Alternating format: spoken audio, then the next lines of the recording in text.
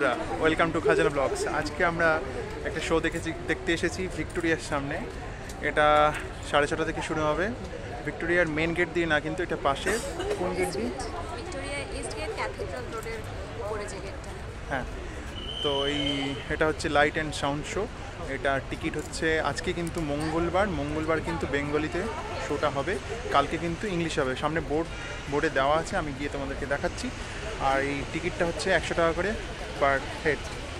আমরা টিকিটটা কেটেছি, একটু টিকিটটা দেখিয়ে দে। আচ্ছা, আমি দেখাচ্ছি আলাদা করে পরে। আমরা এখন ওয়েট করে আছি, আর ইনফ্যাক্ট বাইরে সবাই ওয়েট করে আছে। এখন কিন্তু ঢুকতে দিচ্ছে না, কারণ 6:30টার পরে এটা শুরু হবে, তাই এখন হয় গেট খোলেনি। এই হচ্ছে ticket, city of joy ticket 100 টাকা। চিলড্রেন বিলো 3 বছরের নিচে থাকলে কোনো আলাদা সিট পাবে না। আচ্ছা, আর এখানে কি লেখা আছে? Line and sound show on the grand eastern ফ্যাকেট of the iconic building based on the state art 3D প্রজেকশনে দেখাবে।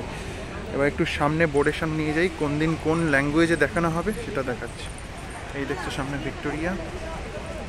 ওয়াও, সন্ধ্যেবেলা ভিক্টোরিয়া লাইট দিলে অভূতপূর্ব লাগছে।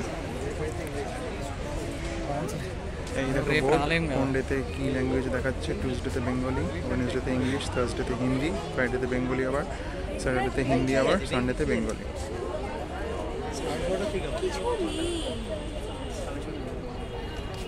এই সামনের লোকরা দাঁড়িয়ে আছে এখন। খাজানা ব্লকের মেম্বার, তো কিছু না খেলে কি হয়, আমরা একটু নিয়ে নিলাম সামনে 40 টাকার ভেলপুরি। এই আমরা এখন ভিক্টোরিয়াতে ঢুকতে যাচ্ছি, 6:12 বাজে এখন। এই আমরা এখন ভিক্টোরিয়ার ভেতরে ঢুকে গেছি।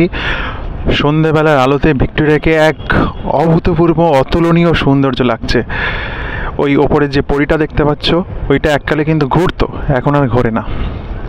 আর সামনে এটা কোনো এক ব্রিটিশ ব্যক্তিত্বের মূর্তি। আমি একটু আগেই বলছিলাম ঢুকে লর্ড কার্জনের, কিন্তু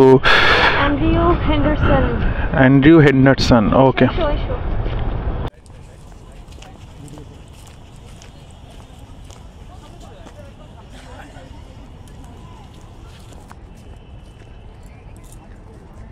এই যে এখানে বসার জায়গা রয়েছে, প্রচুর সিটস রয়েছে। ও সাইডেও প্রচুর সিটস রয়েছে, বসার জায়গা দেখতে পাচ্ছ প্রচুর। আমরা এন্ট্রি নিলাম, এই দেখো কত। তো এখানে বসে পড়ি, চলো। অফুরন্ত সিট রয়েছে, প্রচুর সিটস রয়েছে।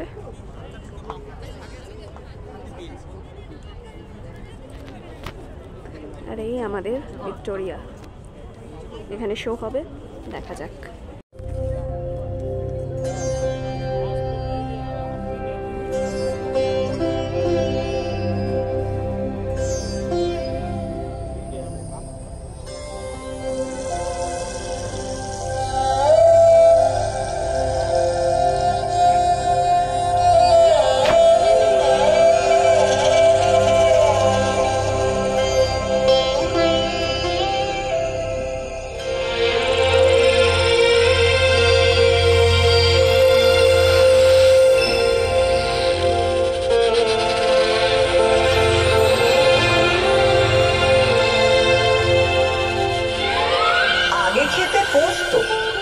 এখন খাচ্ছ পাস্তা।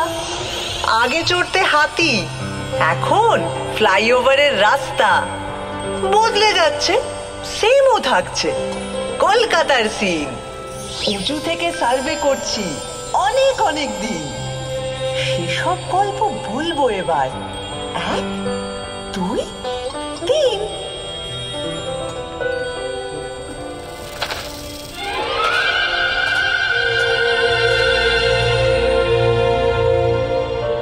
আমায় নিয়ে পট এঁকেছে, এখন হচ্ছে মিম। বয়স হলো 300, 400, 1000 খানেক থিম। কি বলবে আর কি বলবে না, যদিও মেয়েটা ভালোই চেনা, তবু নিজেও ঘুরতে এলাম, দুজন মিলে টিম।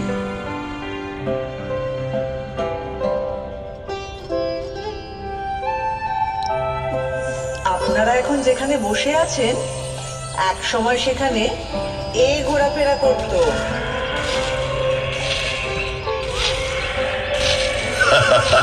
কোথায় জুরাসিক পার্ক আর কোথায় পার্ক স্ট্রিট? এখান থেকে শুরু করলে মোবাইল ফোনে আসতে আসতে 52 এপিসোড লেগে যাবে। তার চেয়ে একটা চেনা জানা ব্ল্যাক এন্ড হোয়াইট দিয়ে শুরু করো। তাহলে এটা দিয়ে করি। একটা গাড়ি সা করে বেরিয়ে এলো 38-2 এলগিন রোডের বাড়ি থেকে 1941 সালের 16 জানুয়ারি রাত্রে, এবং সোজা ঢুকে পড়লো বাঙালি রাস্তার ভেতর। না না না না, নেতাজি সুভাষচন্দ্র বসু তার আগেই কলকাতার আত্মায় ছিলেন। উনি তো 1930-এ কলকাতার মেয়র হয়েছিলেন। কংগ্রেসের প্রেসিডেন্ট হয়ে তিনি ভারতের আত্মায়। তবে ব্রিটিশদের চোখে এক মন ধুলো দিয়ে ওই মহা নিষ্ক্রমণ, 3-4 রকম ছদ্মবেশ, এই একেবারে থ্রিলার। তার উপরে আক্ষরিক অর্থেই তিনি মৃত্যুহীন। এরকম সুপার হিরো কলকাতা আর পায়নি।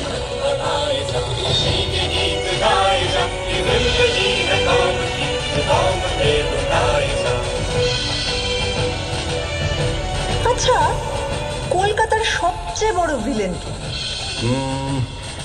আমি একজনের কথা বলবো যার কোনো নামই নেই। নামই নেই মানে? 1989 সালে 6 মাস ধরে রাত্রে রাস্তায় শুয়ে থাকা 13 জন গৃহহীন মানুষকে পাথর দিয়ে খুন করে কেউ একজন। মিডিয়া তার নাম দেয় স্টোন ম্যান। এত মরবিড জিনিস দিয়ে ইতিহাস শুরু হবে? আমার মনে হয় সেরা ভিলেন হলেন অমিতাভ বচ্চন। অমিতাভ বচ্চন? কেন? বারে, তিনি কলকাতায় চাকরি করলেন, নাটক করলেন, আর সিনেমাটা কিনা মুম্বাইতে গিয়ে করতে হলো। কি হতো বাংলা সিনেমার নায়ক হলেন? সে তো ক্লিফ রিচার্ডও ছোটবেলায় কলকাতায় ছিলেন, মানে হাওড়ায়, কিন্তু সে তো একই হলো। অত বড় একটা গায়ক এখানে থাকলে হয়তো সুমন চ্যাটার্জির মতো জীবনমুখী শুরু করে দিতেন।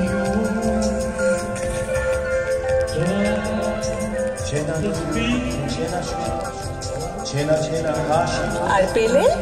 পেলে কলকাতায় ছিলেন না? কিংবা লিওনেল মেসি? হ্যাঁ, ফুটবল নিয়ে আর কি মারবে না বলে দিলাম।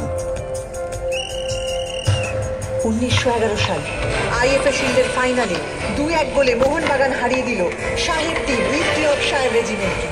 ভাবা যায়, পরাধীন দেশে ইংরেজ টিমকে হারাচ্ছে একটা দল যার সকলে ভারতীয়। কলকাতার ইতিহাসে জল জল করছে সেই দিনটা। ওই সালেই কিন্তু ভারতের রাজধানী সরিয়ে নিয়ে যাওয়া হচ্ছে দিল্লিতে। তার আগে 139 বছর ধরে আমিই ছিলাম রাজধানী। ব্রিটিশ ভারতের মোস্ট ইম্পর্টেন্ট শহর। আরে তাতে লজ্জার কি? এ তো গর্বের ব্যাপার। কলকাতায় তখন স্বাধীনতা আন্দোলনের এমন ঝাঁজ ব্রিটিশরা সইতে পারছিল না। তাই 1905-এ ঠিক করলো বাংলাকে দুভাগ করে দেওয়া হবে।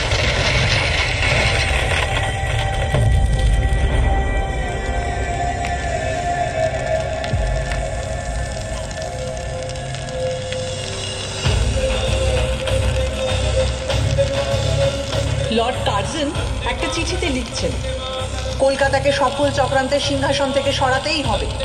আরে সুরেন্দ্রনাথ ব্যানার্জির নেতৃত্বে এখানেই তো তৈরি হয়েছিল জাতীয়তাবাদী ইন্ডিয়ান অ্যাসোসিয়েশন। তারপরে এখানেই হয়েছিল অল ইন্ডিয়া ন্যাশনাল কনফারেন্স, আর সেই থেকেই তো কংগ্রেস। সাধে কি ব্রিটিশরা সুরেন্দ্রনাথকে বলতো সারেন্ডার নট? বঙ্গভঙ্গ তো করেই উঠতে পারলো না সাহেবরা প্রতিবাদের জন্য। হ্যাঁ, বছর 6 পরে রেগে মেগে রাজধানীটাই বদলে দিল। এটাই তো প্রমাণিত হয় তুমি একটা সাংঘাতিক জাগ্রত শহর, প্রতিবাদের শহর, যাকে কিনা ব্যঙ্গ করে একদিন বলা হবে মিছিল নগরী, এমনকি মুমূর্ষু নগরী। আচ্ছা, মুশকিল হলো, তোমাকে তো লোকে সিটি অফ জয়ও বলে। ব্রিটিশদের সময় তোমাকে বলা হতো the second city of British empire, মানে লন্ডনের পরেই। সে তো পয়সার জন্যে।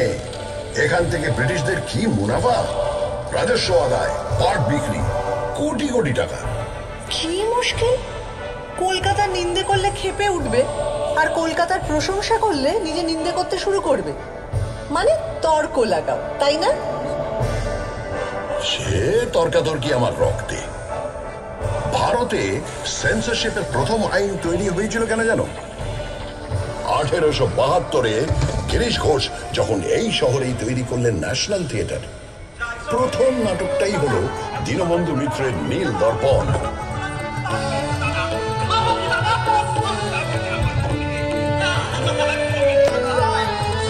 বছর 3 বাদে যখন এই দল সারা ভারত ট্যুর করছে, লখনৌতে নাটকটা হচ্ছে।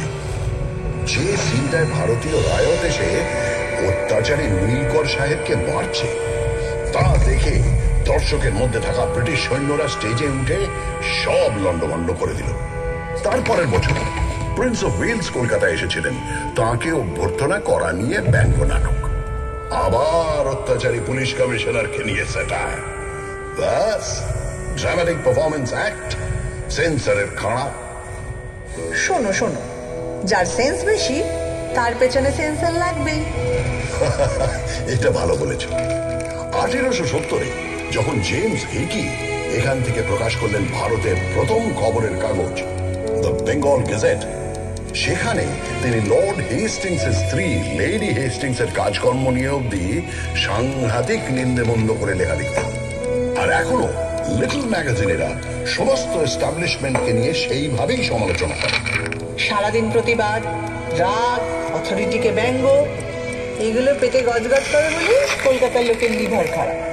মোটেই নয়, সব লিভার খারাপ নয়। এই হাওড়া ব্রিজ, সেটা তো ক্যান্টিলিভার, 1943 থেকে দাঁড়িয়ে আছে।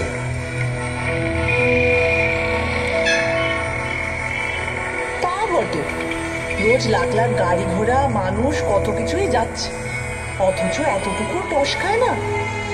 এদিকে নাকি গোটা ব্রিজে একটা স্ক্রু নেই। ওই জন্যেই যাদের মাথার স্ক্রু ঢিলে তারা প্রায় হাওড়া ব্রিজের মাথায় চড়ে বসে। ওখান থেকে ভিউটা ইমাজিন করতে পারছো? আরে বাবা, আমি পারবো না। বছরের পর বছর ভিক্টোরিয়া মেমোরিয়ালের টমে দানা মেলে ঠাঁই দাঁড়িয়ে কলকাতার মানুষের প্রেম দেখেছি, খুনসুটি দেখেছি। এদিকে তাকালে একাডেমি অফ ফাইন আর্টসের এক্সপেরিমেন্টাল পেন্টিং, ওদিকে তাকালে রেস কোর্সের ঘোর ধরে টাকা ওড়ানো, আবার অন্যদিকে ক্লাবে ক্লাবে কোট প্যান্ট পরা কলকাতায় বাবুদের ইংরেজি আনা। ভিউজ আর নিউজ শেখাচ্ছ আমাকে? তোর নারী নক্ষত্র চিনি, বুঝলে? শুধু চেনো না, ছোঁয়াচ লেগে তুমি আমারই মতো। কখনো হাওয়া দিলে বাই বাই করে ঘোরো, আর কখনো গাঁটের ব্যথায় ঘুরতেই ভুলে যাও। এই বাড়ি কখনো তাজমহলের টুকলি বলে দুয়ো খায়, কখনো আবার জাপানিদের বোমা খাওয়ার ভয়ে তার সারা গায়ে গোবর লেপে দিয়ে ব্ল্যাক আউট করা হয়।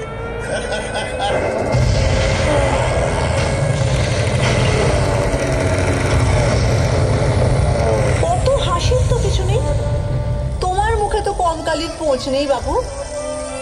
ওই দ্বিতীয় বিশ্বযুদ্ধের সময় যখন তোমার রাস্তায় শুয়ে খিদের জ্বালায় শয় শয় লোক মরেছে, আর অন্য লোকেরা তাদের ডিঙিয়ে নির্দ্বিধায় অফিস করেছে, আড্ডা মারতে গেছে, ফ্যান দাও ফ্যান দাও চিৎকার চাপা দিতে দরজা জানলা বন্ধ করে গ্রামাফোনের গান শুনেছে, তখন কোথায় ছিল তোমার প্রতিবাদী ফটর ফটর? দেখো, যা করার অনেকটাই করা হয়নি, কিন্তু পাড়ায় পাড়ায় লঙ্গরখানা খোলা হয়েছিল, সে তো ঠিক। আর দুর্ভিক্ষটা সরকার, রাজনীতিবিদ, আমলাদেরও তৈরি। স্বয়ং উইনস্টন চার্চিল সে দায় এড়াতে পারেন না অতগুলো লোকের মৃত্যুর, যাদের সম্পর্কে তিনি বলেছিলেন, এমনি না খেতে পাওয়া বাঙালিরা আরেকটু না খেতে পেলে বিরাট ক্ষতি নেই। সেটাও মনে রেখো। এও মনে রেখো, বিজন ভট্টাচার্যের অসামান্য নবান্ন নাটক অভিনীত হয়েছিল এই দুর্ভিক্ষ নিয়ে এই শহরে। তা অবশ্য ঠিক। 1942-এ তৈরি হওয়া আইপিটি, ইন্ডিয়ান পিপলস থিয়েটার অ্যাসোসিয়েশন, ছিল বামপন্থী শিল্পীদের সংগঠন, যা থেকে কলকাতায় কত মণিমুক্ত জন্ম হয়েছে তার ইয়ত্তারে।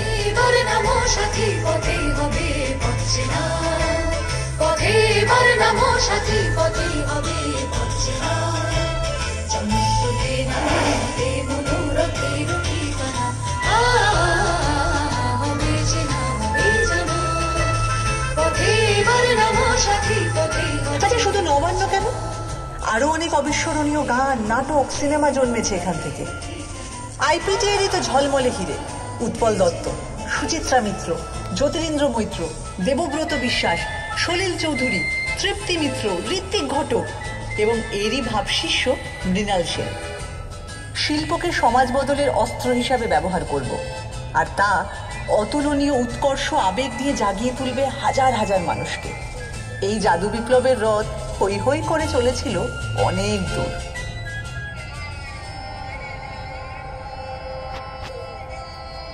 43-এর দুর্ভিক্ষের প্রায় 170 বছর আগে, তখনও তুমি জন্মাওনি। যখন 76-এর মন্বন্তর এসেছিল, সেও তো মানুষেরই তৈরি দুর্ভিক্ষ, ব্রিটিশদের তৈরি দুর্ভিক্ষ। তারা মানুষকে হিংস্রভাবে নিংড়ে খাজনা নিচ্ছিল, ধান জমিতে আফিম আর নীল চাষ করছিল। তখনও পড়ে পড়ে আমার বুকে মরেছে লাখ লাখ অসহায় মানুষ। কি করব, চুপচাপ চেয়ে থেকেছি। তখন যদি একটা আই পিটিয়ে থাকতো। তোমার ইতিহাস তো জেগে থাকার ইতিহাস, ঘুমিয়ে থাকারও ইতিহাস।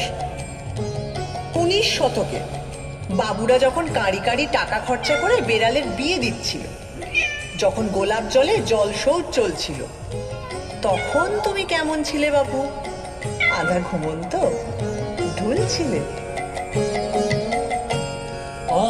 আমার ফ্রড করে প্রাণ কৃষ্ণ কোথায় গেলি? আমার ফ্রড করে প্রাণ কৃষ্ণ কোথায় গেলি? I am sorry, very sorry, I am sorry, very sorry. আমার গোল্ডেন বডি হলো কালি। আমার ফ্রড করে, আমার ফ্রড করে।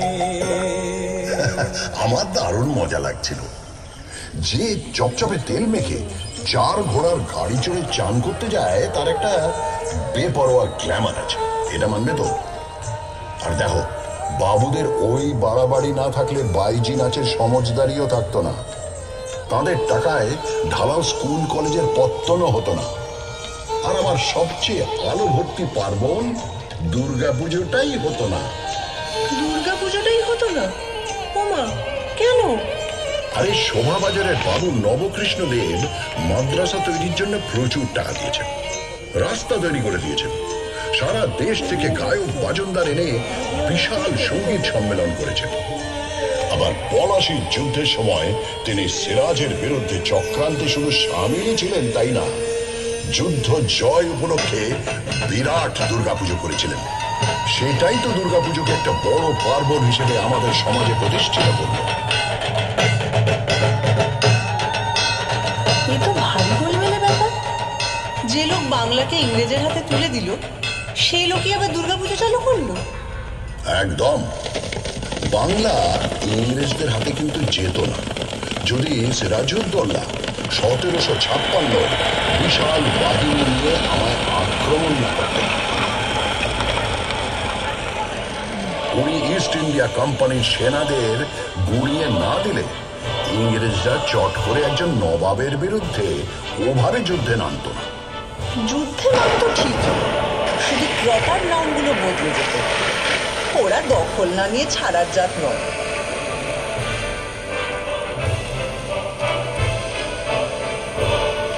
ওই যে ইস্ট ইন্ডিয়া কোম্পানির এজেন্ট জব চার্নক প্রচন্ড বৃষ্টি বাদলার মধ্যে নৌকো ভেড়ালেন 1690-এর 24শে আগস্ট। ব্যাস, চাকা গড়াতে শুরু করলো। তোমার ইতিহাসেরও শুরু। ভুল ভুল ভুল, তোমার কথাটা সম্পূর্ণ ভুল। চার্নক আসার অনেক আগেই কবি কঙ্কন মুকুন্দরাম আমার কথা লিখে গেছেন। তারও আগে 1495-এ বিপ্রদাস পিপিলাইয়ের মনসামঙ্গল কাব্যেও আমি আছি। সাবর্ণ রায়চৌধুরীদের পরিবার ব্রিটিশরা আসার অনেক আগে থেকেই কলকাতার জমিদার ছিলেন, তাই ইতিহাসটা ওখান থেকে শুরু নয়। আর 2 নম্বর ভুল হচ্ছে, চার্নক এসে যে চাকাটা খারাপ রাস্তায় গড়ালো তাও কিন্তু নিশ্চিত নয়। রামমোহন রায় সতীদাহ বন্ধ করলেন ঠিকই, কিন্তু অত বড় কাজটা কি করতে পারতেন যদি লর্ড বেন্টিঙ্ক না সাহায্য করতেন? মাইকেল মধুসূদন দত্ত কি বাংলা কাব্যের বাঁক বদল ঘটাতে পারতেন যদি মিল্টনের প্রভাব না পড়ত? আর বঙ্কিমচন্দ্র, উনি কি বাংলায় প্রথম উপন্যাস লিখতে পারতেন যদি ওয়াল্টার স্কট না পড়া থাকত? সবশেষে বলি, ঈশ্বরচন্দ্র বিদ্যাসাগর কি বিধবা বিবাহ চালু করতে পারতেন যদি ব্রিটিশরা পাশে না দাঁড়াতো? কি হাবি যাবি বকছো? মনে রেখো, শহীদ ক্ষুদিরাম বসুর মরদেহ তোমার রাস্তা দিয়ে নিয়ে যাওয়ার সময় হাজার হাজার লোক ফুল ছুঁড়েছে।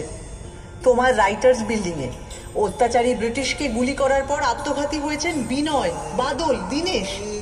তোমার এক বিখ্যাত ব্যারিস্টার চিত্তরঞ্জন দাস, যার কাপড় কেচে আসতো প্যারিস থেকে, নিজের সব ইউরোপীয় পোশাক পুড়িয়ে দিয়ে খাদি ধারণ করেছিলেন। আর তিনি আলিপুর বোমা মামলায় যাকে ছাড়িয়ে এনেছিলেন, সেই অরবিন্দ ঘোষ তো ছিলেন পোয়েট অফ পেট্রিয়টিজম। আরে বাবা, তুমি বিপ্লবী সংগঠন অনুশীলন সমিতির শহর। ভারতবাসী আমি হাসি হাসি করব ফাঁসি, দেখবে ভারতবাসী।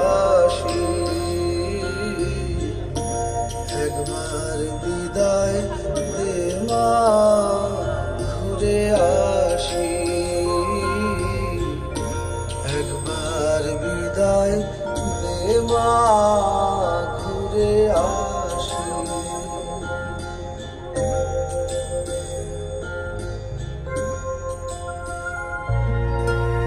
যে মনুমেন্টকে 1828 তৈরি করা হয়েছিল ইস্ট ইন্ডিয়া কোম্পানির দুটো যুদ্ধ জয়ের জন্য, কমান্ডার ডেভিড অক্টলনির স্মরণে 1969 কিনা তার নাম বদলে করে দেওয়া হলো শহীদ মিনার। উৎসর্গ করা হলো ভারতের স্বাধীনতার যুদ্ধে শহীদদের উদ্দেশ্যে। তবে অত রাগের কিছু নেই, আমি শুধু ভাবছিলাম কি হলে কি হতো। ভাবো ভাবো, ভাবা প্র্যাকটিস করো। এটাও ভাবো, কলকাতায় যদি বাঘ সিংহ ঘুরে বেড়াতো তাহলে কি কি হতো? আরে কলকাতার বাঘ তো বিখ্যাত, বাংলার বাঘ তো কলকাতাতেই থাকতেন। 1857 সালে হওয়া কলকাতা বিশ্ববিদ্যালয়কে বছর 50 পরে দায়িত্ব নিয়ে একেবারে নতুন রূপ দিয়েছিলেন এই বাঘ, আশুতোষ মুখোপাধ্যায়। আর সিংহ? হ্যাঁ, সিংহও তো ছিল, কালী প্রসন্ন সিংহ, যিনি এক হাতে অনুবাদ করেছেন মহাভারত আর অন্য হাতে আমায় নিয়ে লিখেছেন হুতম পেঁচার নকশা। আচ্ছা, বাঘ সিংহ তো বুঝলাম, আর গন্ডার? হ্যাঁ, গন্ডারও আছে। গন্ডার হচ্ছে তারা যাদের চামড়া ভেদ করে কলকাতার অবিশ্বাস্য মনীষীদের কথাগুলো ঢোকেইনি। রামমোহন রায় তাদের কাছে পাটকেল খেয়েছেন, আর বিদ্যাসাগরকে নিয়ে তো ব্যঙ্গ করে গান বেঁধে ঘুরে ঘুরেও গিয়েছেন তারা। এগুলো বরং প্রমাণ করে ওরা সময়ের চেয়ে কত এগিয়ে ছিলেন। বিবেকানন্দকে শুনতে হয়েছে তিনি নাকি সন্ন্যাসী নন, ম্লেচ্ছ দেশে যান, মাংস খান, অথচ তিনি শিকাগোয় গিয়ে ভারতের জয়ধ্বজা উড়িয়ে এলেন অসামান্য বক্তৃতায়। তার গুরু রামকৃষ্ণকে শুনতে হয়েছে তিনি নিরক্ষর, আর তিনি তার সহজাত বোধ ও ধর্মজ্ঞানের ছটায় চারপাশে জড়ো করে এনেছেন শ্রেষ্ঠ মনীষীদের। তার যত মত তত পথ শুধু ধর্ম নয়, শহর কলকাতার জীবনযাপনেরও দর্শন।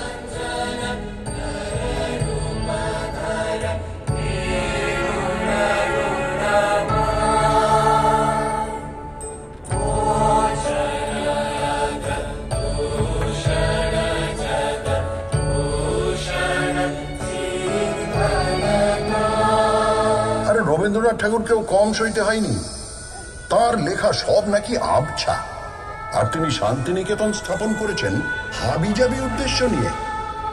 কিন্তু তার নোবেল প্রাইজ এখনো আমার অহংকারের প্রথম পংক্তি।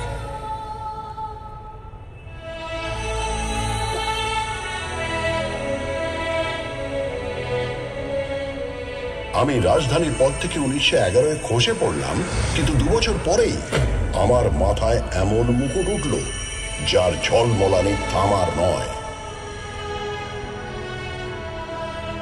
নোবেল কমিটি বলল রবীন্দ্রনাথ ঠাকুরকে প্রাইজ দেওয়া হচ্ছে because of his profoundly sensitive, fresh and beautiful verse, প্রথম ভারতীয় নোবেল পেলেন। সত্যি ভাবা যায় না বলো, একটা শহর থেকে 6 জন নোবেল লরিয়েট এবং 5টা আলাদা ক্ষেত্রে কাজের জন্য। 1902-এ পেয়েছেন রোনাল্ড রস চিকিৎসাবিদ্যার জন্য। 1930-এ ফিজিক্সে নোবেল পেলেন সিভি রমন। 1979-তে মাদার টেরেসা পেলেন নোবেল শান্তি পুরস্কার। 1998-তে পেলেন অমর্ত্য সেন ইকোনমিক্সে। আবারও 2019-এ পেলেন অভিজিৎ বিনায়ক বন্দ্যোপাধ্যায়, এবারও ইকোনমিক্সে।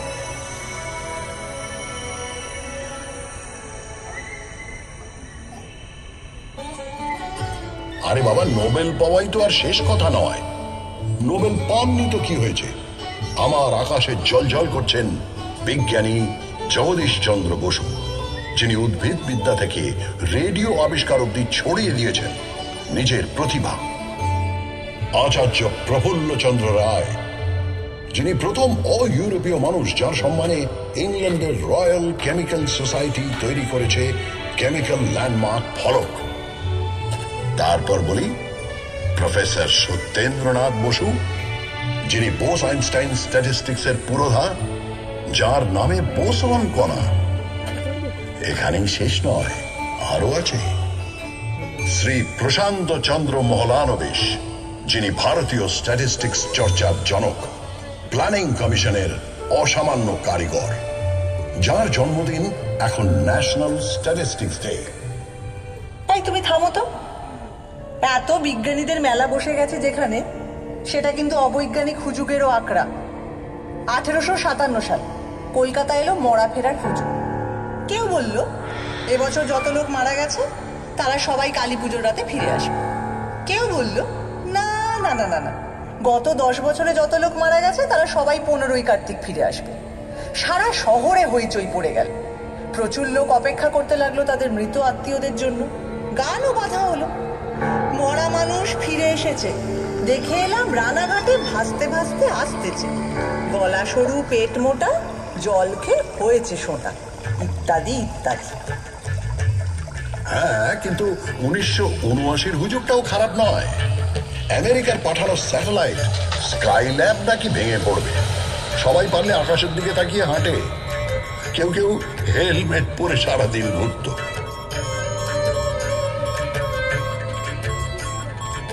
স্কাইল্যাবের টুকরো অবশ্য কয়েকটা পড়েছিল, কিন্তু কলকাতার ধারে কাছে নয়, অস্ট্রেলিয়ার পার্থ আর অন্য কয়েকটা জায়গায়।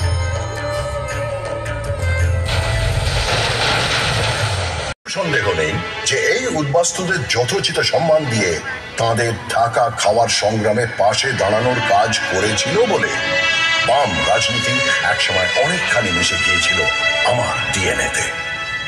উদ্বাস্তুরা তো আবারও এসেছে বাংলাদেশের মুক্তিযুদ্ধের সময় 1971-এ, এখনো অনেকে আসছেন। কলকাতা তো কাউকে ফেরায় না। তা ঠিক, শেষমেশ সবাইকে নিয়ে কাবাব খায় বা বিরিয়ানি।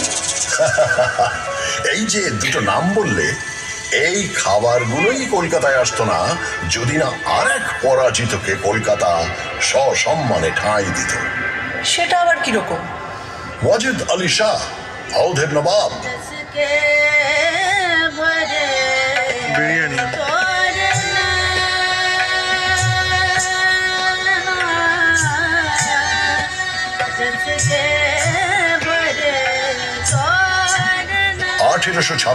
তাকে ইংরেজরা বিনা যুদ্ধে সিংহাসনচ্যুত করে নির্বাসনে পাঠালো কলকাতায়। তিনি ঘাঁটি গাড়লেন মেটিয়া বুরুজে। চালে চলনে, পোশাকে আশাকে আর অবশ্যই খাবারে মেটিয়া বুরুজ হয়ে উঠল ছোটা লখনৌ।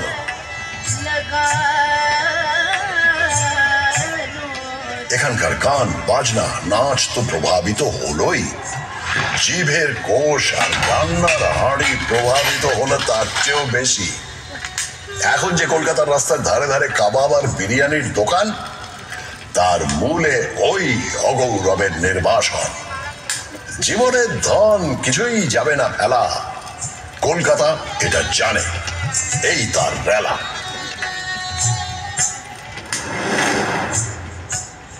এই রেলা টেলা কোথায় চলে যায়?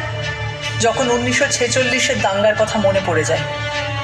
সেই হিমরসের গদ্যে পদ্যে তাক লাগিয়ে দিচ্ছে, আবার ননসেন্স ক্লাবে প্লেটো বা তুর্গেনেভ নিয়ে কথাও বলছে। এরা বোধ হয় প্রাচ্য পাশ্চাত্যের গুণগুলোকে একটা গেলাসে গুলে সকালে উঠেই খেয়ে নিতেন।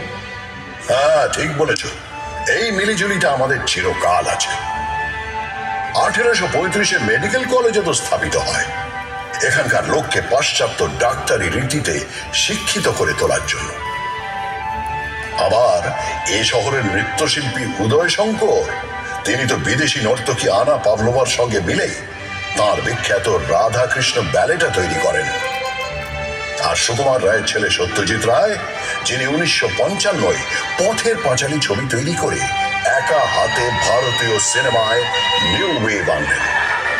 তিনি তো স্পষ্টই বলতেন, হলিউডের ছবি না দেখলে তিনি নিজের ছবির ব্যাকরণ তৈরিই করতে পারতেন না। অথচ সাহেবরা তার ছবির মধ্যে খুঁজে পেত খাঁটি ভারতীয়ত্ব। এই মিশেল, এই আহরণ ও হজম করার ক্ষমতা, এ জিনিস আমার মজ্জায়। ঠিক বলেছ, সত্যজিৎ রায় প্রাচ্য ও পাশ্চাত্যকে সমান মুগ্ধ করেছেন। আর এই জন্যই 1992 সালে তিনি পেলেন লাইফ টাইম অ্যাচিভমেন্ট অস্কার পুরস্কার।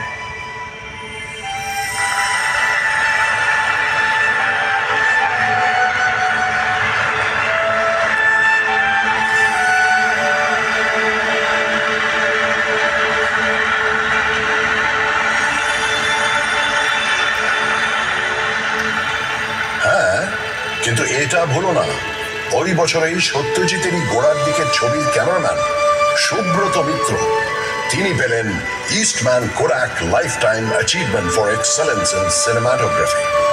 অদ্ভুত, সুব্রত মিত্র পৃথিবীর এক সেরা ক্যামেরাম্যান, কিন্তু তার নামটা সেভাবে প্রচারই পেল না।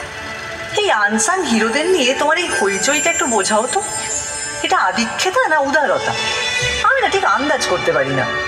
কারণ নামে প্রশংসা করলে কলকাতাইয়ারা তক্ষণে আরেকটা নাম পকেট থেকে ফস করে বের করে বলে, উনি তো দর পেলেন না কিন্তু মহান ছিলেন। হ্যাঁ, বলবো নাই বা কেন? কলকাতার মানুষ যেমন জয়ীকে নিয়ে নাচানাচি করে, তেমনি তথাকথিত পরাজিতকেও তার মূল্য দিতে জানে। যিনি প্রাইজ পাননি, অখ্যাতি নিয়ে মারা গেছেন, তাকেও পুজো করতে জানে। কারণ সে বোঝে একজন স্রষ্টার মূল্য তিনি কতটা সোনা কুড়োলেন তা দিয়ে বিচার হয় না, কতটা সোনা বিলোলেন তা দিয়ে মাপতে হয়। তাই রবীন্দ্রনাথ যতদিন, জীবনানন্দ দাশ ততদিন, সত্যজিৎ রায় যতদিন, ঋত্বিক ঘটক ততদিন, সৌম্যমিত্র যতদিন, বাদল সরকার ততদিন, সুনীল গঙ্গোপাধ্যায় যতদিন, কমল কুমার মজুমদার ততদিন, পঙ্কজ রায়কে আমরা মাথায় তুলে রাখব, সুটে ব্যানার্জিকেও, হেমন্ত মান্না সন্ধ্যাকেও সিংহাসন দেব, সুচিত্রা মিত্র, কণিকা বন্দ্যোপাধ্যায়কেও কুর্নিশ জানাবো, সঙ্গে নির্মলা মিশ্র, প্রতিমা বন্দ্যোপাধ্যায়কেও। নিখিল ব্যানার্জির সেতারে বুঁদ থাকব। এগুলো হুজুগ নয়, এক্সট্রা সচেতনতা। আচ্ছা, এটা শুধু শিল্পের বেলায় জেগে ওঠে কেন বলো তো? যখন 1947-এ দেশভাগের পর উদ্বাস্তুরা দলে দলে এসে পৌঁছলো এই শহরে, তখন সেই মানুষগুলোকে, সেই মুহূর্তের পরাজিতদের বুকে টেনে নিতে এত অনীহা কেন? তখন তাদের বিদ্রুপ কেন? বলে দিয়েছে সারা দেশ থেকে গায়ক বাজনদার এনে বিশাল সঙ্গীত ছন্দকি বাজনা, তখন কি সেই ম্যাজিকটা জানান দেয় না?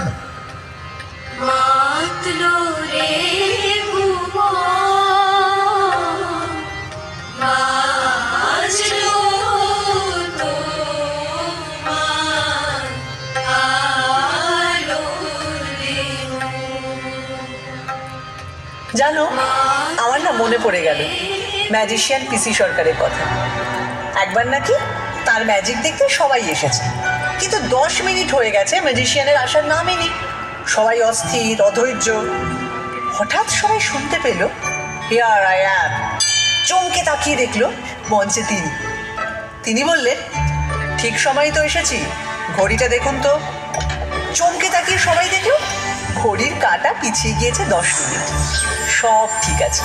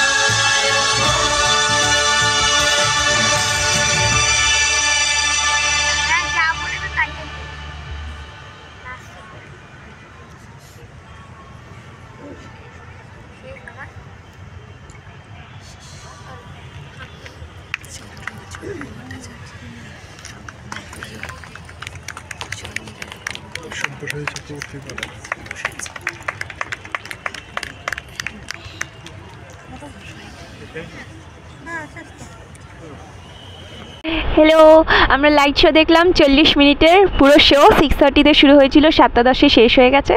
আর খুব সুন্দর লেগেছে। আজকে বাংলায় শো ছিল, আমরা ভিডিও করতে পেরেছি, যতটা পেরেছি ততটা তোমাদের সাথে শেয়ার করব। তোমরা সবাই ভিডিওটা দেখবে আমাদের চ্যানেলে। আর তোমরাও চাইলে এখানে এসে এই লাইট শোটা সামনাসামনি দেখতে পারো। খুবই সুন্দর 3D ভিশনে, মানে পুরো যে দেখানো হয়েছে শোটা, সেটা খুবই সুন্দর। আর আমরা তো খুবই এনজয় করেছি। 3টে ল্যাঙ্গুয়েজে হয়ে থাকে শো, কোন ল্যাঙ্গুয়েজে কবে কবে হয় সেটা ডিটেলস ভিডিওতে তোমাদের দিয়েই দেওয়া হয়েছে। তোমরা এখানে এসে তো নিশ্চয়ই দেখবে, আর আমাদের ভিডিওর মারফতেও তোমরা একটু দেখে নিও যে কেমন হয়। আর আমাদের এই জন্য ভিডিওটা কেমন লাগলো সেটা তোমরা জানিও। আমাদের ভিডিওকে লাইক করো, চ্যানেলকে সাবস্ক্রাইব করো, আর আমাদেরকে সাপোর্ট করতে থেকো। Thank you.